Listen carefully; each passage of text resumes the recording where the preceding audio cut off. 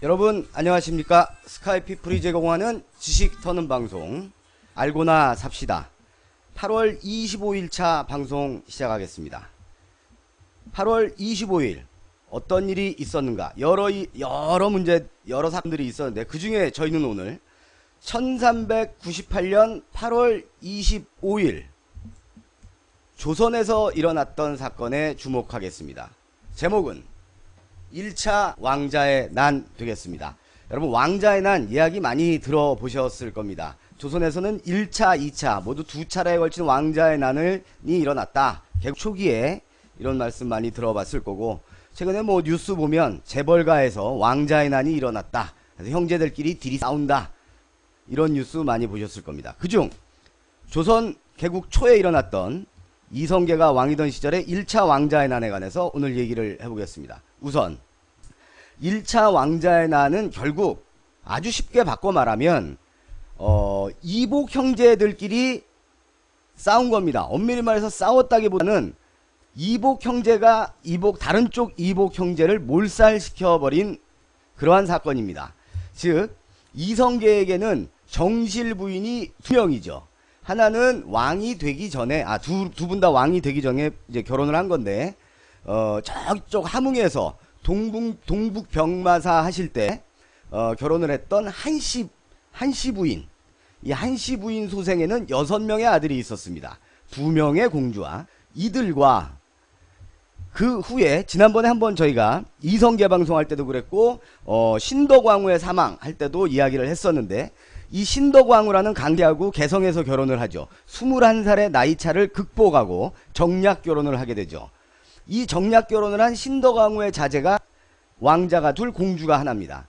이 두 자제 간의 고륙상쟁을 일컫는 말입니다. 결과적으로 전처인 한씨 소생의 왕자들이 실권을 장악하는 계기가 되는 겁니다. 자, 이 모든 거를 풀어나가기 위해서 우리가 사전적으로 이 형제관계를 한번 살펴보겠습니다. 방금 전에도 말씀드렸지만 전처였던 한씨에게는 이방우, 이방과, 이방의, 이방간, 그리고 그 이름도 유명한 이방원, 그 이름도 안 유명한 이방연, 이렇게 6명의 아들이 있고요. 공주가 2명이 있었습니다. 이 아들들 다 거의 장성하고 한씨가 병사한 후에 정략결혼을 하죠. 이성계가 정략결혼을 해서 낳은 아들이 이방번과 이방석입니다. 그러니까 아들이 합이 8이죠. 자, 요거를 잠깐 뭐 외우실 필요는 없고 기억하시고 이야기를 들어주시면 감사하겠습니다. 그 배경을 살펴보면요, 이 6명의 그 전처 소생 중 이방원하고 이방간이 조선을 건국하는데 그래도 가장 큰 공을 셉니다. 이방원이 최고의 공신이죠. 정몽주 척살하고 뭐 굳은 일은 다 마다하지 않고 하지 않았습니까? 이성계가 말에 떨어졌을 때도 가서 호위하고, 최고의 수운을 세운 이방원과 마찬가지로 이 무술 실력에 아주 능한 아들이 있었는데 그가 이방간입니다. 그러니까 이방원의 바로 위의 형이에요. 넷째 아들. 이 둘이 그래도 공이 제일 큰데 이들이 조선 건국 후에 공신 책봉을 받지 못합니다. 그러니까 공신에서 제외돼요. 그 이유는 이제 왕족이기 때문에 제외시키는데, 바꿔 말하면 그 친인척 비리를 우려한 정도전의 조치죠. 그 개국 공신들의 조치입니다. 사대부들의. 그래서 이들의 제외됩니다. 그러니까 굳이 공신 책봉을 안 해도 왕자인데 할 거 다 할 수 있는데, 그죠? 그래서 제외를 시킵니다. 그리고 제외시켰을 뿐 아니라 잠재적 권좌에 오를 수 있는 잠재적 세력, 현재의 역학구도를 뒤엎을 수 있는 잠재적 세력이다라고 이해를 하고, 이 공신들은, 정도전을 위시한 개국 공신들은 이 두 왕자를 집중적으로 견제를 합니다. 특히 그 중에 이방원을 경제를 많이 했겠죠. 얘 어떤 사람인지 아니까. 이글이글 불타는 눈, 넘치는 권력, 권자 의욕, 야욕 이런 게 있는 걸 아니까 이들을 배제하고 견제합니다. 그로 인해서 이들 왕자들은 이제 불만이 날로 쌓여가는 거죠. 그러던 차에 이들의 불만을 아주 극대화시킨 일이 벌어집니다. 개국 후 약 1개월 뒤에 이제 세자를 책봉을 해야 되지 않겠습니까? 이때 이미 이성계는 이제 60이 다 됐으니까 세자를 책봉을 해야 되는데 공으로 봐서는 6명의 아들 중에 당연 이방원이겠고 순서대로 보면 장남인 이방우가 세자가 되는 게 맞습니다. 그런데 일전에도 한번 우리 방송 때 잠깐 언급을 한 바가 있지만 이방우는 일찍 죽습니다. 개국 직후에 죽어요. 40살의 나이에 병사를 하는데 일설에는 이 이방우는 조선 건국을 반대했다. 나는 고려의 충신으로 남겠다. 이러면서 아버지한테 개겼던 그런 이야기도 전해집니다. 그래서 이방우는 일단 죽었으니까 탈락. 그 다음에 어쨌든 그럼 순서는 나겠지 하고 기다리던 이방원, 아니면 내가 방원이보다 형이니까 그래도 칼싸움 좀 잘하는 나일 거야 라고 생각한 이방간, 두 형제가 있는데 글쎄 세자는 강씨 부인, 즉 신덕왕후 두 번째 결혼한 그 두 번째 부인의 어린 아들 중에 하나가 되죠. 그것도 어린 아들이 둘이 있는데 방번이하고 방석이가 있는데 방번이가 형이거든. 이 방번이도 아니고 막내 아들인 방석이 세자로 책봉이 됩니다. 이때 방석이가 11살. 겁나 어린 거죠. 그러니까 불만이 생기는 거죠. 이거 공신도 안 해고 세자도 안 해. 우리는 이제 앞으로 기댈 게 없어. 그냥 맨날 술이나 먹고 기집이나 끼고 놀고 격구나 하라는 얘기야? 나머지 형제들은 그렇게 생각을 하고 그래 그거나 하자. 그것도 좋다야 라고 생각했을지 모르겠지만 이방간은 그렇지가 않았습니다. 그러니까 이 이방석이 막내 동생, 배다른 막내 동생이 세자로 책봉될 때 죽은 이방우는 이제 40살이었던 거고 이 이방원이 26살이었습니다. 그러니까 이제 한창 욕심을 내던 그런 때였죠. 그리고 이 막내 아들인 이방석이 세자로 책봉이 되는 데는 정도전의 힘이 많이 작용을 했습니다. 이 강씨 부인이 즉 이 신덕왕후가 이제 왕비가 된 이후에 그 전처 소생들 아들들에게 상당한 위협을 느꼈겠죠. 그래서 자신들의 아들 보호하기 위해서라도 개국 공신들과 줄을 댔습니다.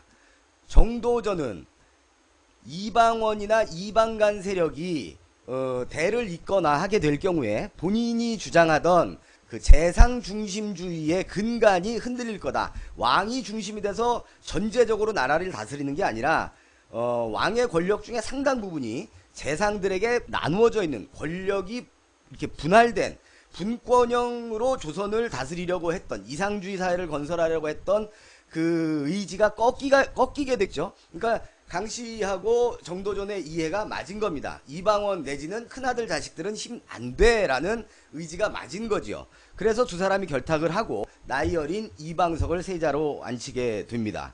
자, 야마가 팍팍 돌았습니다. 이제 뚜껑 열렸어요. 이제 큰 부인 자식들이. 거기에다가 기름을 부은 사건이 하나 일어납니다. 기름 부은 사건 직전에 우리가 8월 초에 방송을 했던 이 신덕왕후가 갑자기 죽어버리죠. 죽어버리면서 우리 아들 좀 부탁해요라고 정도돈 손 붙들고 이성기한테도 울면서 부탁하고 죽어버렸습니다. 이방원이 가만히 있어봐. 이방석에 가장 큰 후원 세력이 없어졌네 하고 호시탐탐 노리고 있던 이때에 이것을 간파한 정도전이 하나의 중대 조치를 발표합니다. 온 나라에 특히 왕실의 사병을 혁파한다 라는 조치를 발표합니다. 사병, 사사로운 군인, 사사로운 군인입니다. 그러니까 군바리가 나라에 있는 정규군이 있는 게 아니고 우리 집에 군바리들이 있는 거야. 이 사병은 바꿔 말하면 이들의 세력 기반입니다. 군대가 나라에만 있는 게 아니라 사병이 있으니까 언제든지 이 사병을 배경으로 해서 구테타를 일으킬 수도 있는 거고 뭐 모든 일을 할 수가 있는 거죠. 그래서 이 세력 기반인 왕실과 그 다음에 개국 공신 세력들 중에서도 사병들이 상당히 많았습니다. 특히 이제 무장 출신인 조용무, 민무구, 민무질 이런 자들한테도 사병이 많았거든요. 이 사병을 혁파한다라는 조치를 발표를 합니다. 이유는 이들을 전부 다 정규군에 편입을 한다. 그래서 진법훈련이라는 군사훈련을 해서 요동을 정벌하러 간다라는 대의 명분을 세웁니다. 이방원에게 있어서의 사병 혁파는 무장 해제를 당하는 거니까 이제 공신도 아니야, 세자도 아니야, 응? 내 쫄따구들 다 뺏겨. 집에서 막걸리나 마시라 이거죠. 그러면은 권력욕에 차 있는 이방원이 이걸 받아들일 수가 없습니다. 이제 목숨만 부재하고 있을 뿐이지 산 목숨이 아닌 거지요. 자, 이래서 자구책을 찾게 됩니다. 그 자구책이 왕자의 난이다. 1차 왕자의 난이다. 그렇게 보시면 됩니다. 자, 기록에 의하면 이런 기록이 있습니다. 왕자의 난을 일으키게 된 결정적인 계기는 이렇게 이제 사병혁파 당하고 다 뺏겼어. 뺏긴 어느 날 궁궐에서 연락이 옵니다. 아버지가 많이 편찮으셔. 아들들 들어와서 문안 인사나 해. 밤늦게 이렇게 연락이 옵니다. 그래서 이방원이 이제 형제들 이방관 이방원 이렇게 해서 그럼 아버님 뵈러 가야겠네 라고 하고 있는데, 야 이거 좀 이상하지 않냐. 아니 뭐 병문안을 오라고 하는데 뭐 이렇게 밤에 오라고 하고 시간 정해서 순서대로 오라고 하고 이거 좀 이상하다. 이거는 틀림없이 정도전 측의 계략일 것이다 라고 생각을 합니다. 그리고 때마침 그때 어쨌든 가긴 가야 돼. 아버지가 불렀다니까. 어명이니까 가려고 하는데 그 똑똑하기로 소문났던 이방원의 부인 민씨, 나중에 원경왕후가 되죠. 이 민씨가 남편을 붙들고 이거 아무래도 이상합니다 여보, 갑옷을 입고 가십시오 뭐 이랬다는 기록이 있죠. 근데 그때 정도전 일파가 궁궐 뒤에 문 뒤에다가 칼찬 병사를 숨겨놓고 왕자하다가 하나씩 들어올 때마다 예 이렇게 하려고 했다 라는 기록이 있습니다. 그런데 이 기록에 대한 신빙성이 조금 의심을 받기도 하죠. 왜냐하면 이 기록은 이방원이 승리하고 나서 기록해 놓은 거기 때문에, 태종이 되고 나서 기록해 놓은 거기 때문에 자기의 난을 뭐라고 할까 좀 정당화하기 위해서 이거는 고육지책이었다, 정당방위였다 이렇게 하기 위해서 했을 것이다 라는 이야기도 있습니다. 그래서 사병을 혁파당하고 궁궐에서 부르고 아무튼 위기에 몰려있는데, 사실은 이때 드라마에도 나옵니다마는 이 원경왕후가 이 민씨 부인이 몰래 무기를 빼돌려서 숨겨놓죠. 만일의 사태를 대비하기 위해서 이 무기가 큰 역할을 하게 되는 겁니다. 1차 왕자의 난 뿐만 아니라 이때 사병들도 숨겨놓습니다. 그리고 결정적으로 군세를 장악할 수 있었던 일이 또 벌어집니다. 이 일이 벌어지기에 앞서서 또 하나의 에피소드가 있는데요. 이게 뭐냐면 당시에 하륜이 이방원의 오른팔이었습니다. 근데 이방원의 오른팔이라는 걸 알고 정도전 측에서는 하륜을 견제하죠. 그래서 중앙정계에서 하륜을 밀어내기 위해서 충청도 감찰사로 전근을 보냅니다. 그래서 하륜이 전근을 떠나게 되는 전날 이제 환송연을 합니다. 하륜의 측근들과 하륜네 집에서 이 소식을 듣고 이방원이 찾아갑니다. 직접 찾아가서 하륜은 나이가 많거든요. 대선배이시고 내 오른팔이시고 하니까 위무를 해드리려 자기도 환성연 참석을 합니다. 갔더니 이미 그 고관들이 술이 이미 만취가 돼 있었어요. 완전 떡이 돼 있는데 이제 늦게 나타난 거지. 그랬더니 하륜이 자리를 내주면서 여기 앉으십시오 왕자님, 정한대군 마마 이렇게 앉아가지고 이제 같이 술을 먹고. 그런데 하륜이 어쨌든 밀려나는 거임에도 불구하고 그 자리가 상당히 화기애애 왁자지껄 뭐 이랬던 모양이에요. 그래서 이제 이방원은 속으로 아 뭐 이게 시끄러, 이거 뭐 좋은 일로 가는 것도 아닌데 이 사람들 참 이러고 투덜거리면서 술을 같이 마시고 있었던 차에 하륜이 술을 따라준다면서 갑자기 술을 쏟습니다. 이방원의 도포자락에다가. 그래서 이방원 약간 꼭지가 돌아요. 아무리 내가 어려도 내가 왕자인데 저의 지 주군인데 노인네 주책맞게 이게 지금 뭐하는 거야, 나는 그래도 좋은 뜻에서 온 건데 하고 삐져서 가버립니다. 이방원이 그럼 잘 다녀오시오 하고 그냥 문 열고 먼저 나가. 근데 이게 이제 하륜의 계책이었죠. 하륜이 쫓아나갑니다. 사람들은 다 방에서 술 먹고 떠들고 있고 쫓아나가면서 이방원에게 넌지시 얘기합니다. 언제 술이 취했냐는 듯이 이렇게 얘기하죠. 정한군 마마, 때를 기다리십시오. 혹여 제가 떠나 있는 동안에 그때가 도래할 수도 있습니다. 그때 안산군수 이숙번에게 연락을 하십시오. 큰 힘이 될 겁니다. 정한군 마마 옥체 보존하십시오 하면서 들어가 버려요. 그래서 이방원이 땡! 이거 뭐 있구나. 역시 저 노인네 참. 그리고 간 거예요. 근데 마침 이런 일이 벌어진 거죠. 이때 1차의 왕자의 난 때 하륜은 충청도에 있었습니다. 그 하륜의 귀뜸대로 이방원이 이제 마누라가 숨겨놓은 무기, 사병 일단 동원하고 이숙번, 안산군수 이숙번에게 급전을 날립니다. 그랬더니 이숙번이 기다렸다는 듯이 군사를 몰고 오죠. 이미 조련이 끝났어. 훈련돼 있어서 담치기, 경복궁 담 넘어가는 거 이거 훈련 끝나 있었던 거예요. 그래서 이들이 궁에 난입을 합니다. 궁에 난입을 해서 일단 이방번과 이방석을 찾아내죠. 배다른 동생들을 찾아내서 드라마 보면 막 얘들이 울면서 무릎 꿇고 형님 살려주십시오 형님 예정을 생각해서 갔는데 에잇 하고 배버리지 않습니까? 근데 이거 보면 이때 죽었을 때 이방번의 나이가 19살, 방석이 그러니까 세자의 나이가 18이에요. 그러니까 다 컸어. 근데 되게 보면 드라마에서 되게 조그맣게 나와. 한 초등학생 정도 된 크기로 나오면서 무릎 꿇고 형님 이러다가 죽잖아요. 실질은 19, 18. 당시 19, 18은 다 큰 거죠. 다 컸습니다. 어쨌든 두 배다른 동생을 살해하고 그 다음에 이제 정도전을 제거해야 되지 않겠습니까? 야 정도전 찾아! 일단 궁궐에는 없어. 사람들을 보내서 정도전 색출해 놨습니다. 그랬는데 이때 정도전이 방심을 하고 있었죠. 정도전의 오른팔 중에 정도전의 동생 중에 남은이라고 있습니다. 이 남은이 소실을 얻어가지고 그날 집들이를 하고 있었습니다. 소실 집 한 채 마련해주고 집들이 하고 있었어요. 거기서 술을 먹고 있다가 이방원의 군대가 착 들이닥쳐서 칼부림을 냅니다. 그래서 남은은 바르고 이거 역시 기록에 의하면 물론 이방원 측의 승자의 기록에 의하면 정도전은 구차하게 드라마에서처럼 내 이놈 지금 뭐하는 거요 정안대군 이게 아니고 마루 밑으로 숨었다가 막 뒤지다가 어느 군사 여기 있습니다. 너 나와. 아 노인네 나와. 그래가지고 죽였다. 이렇게 기록에는 되어 있습니다. 자 1차 왕자의 난이 이렇게 해서 대척점에 서 있던 정도전을 제거하고 세자를 위시한 배다른 형제 둘을 제거함으로써 이방원은 실권을 잡게 됩니다. 그런데 어쨌든 형제를 죽이고 자기가 바로 세자가 될 수도 없잖아. 왕이 될 수도 없잖아. 아버지가 지금 살아계시니까. 그래서 누구를 미느냐 하면 형제 중에 둘째 형. 왜냐하면 맏형은 죽었으니까 장남이 죽었으니까 장자상 속에서 당연히 두 번째 세계에 넘어가는 것은 돌입니다. 그래서 두 번째 형인 이방과를 왕으로 밀죠. 그리고 이때 이미 태종 이성계는 많이 아파 있었고 와병 중이었고 2년 전에 이제 그 마누라 주면서부터 시름시름 알았어요.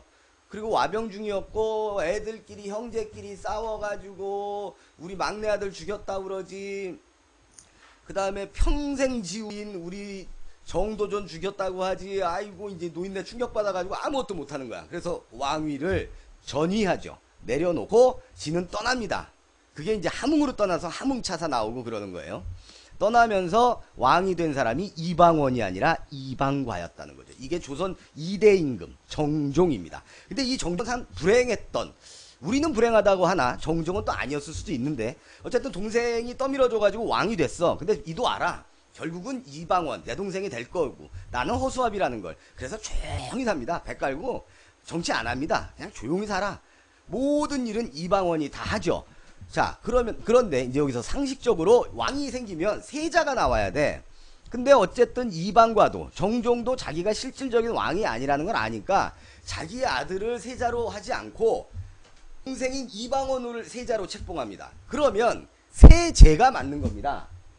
아우제자를 써서 세제가 맞는 거예요. 근데 이방원은 세제가 아니라 세자의 책봉이 됩니다. 이거 아주 희한한 거예요. 아주 이해가 안 가는 겁니다.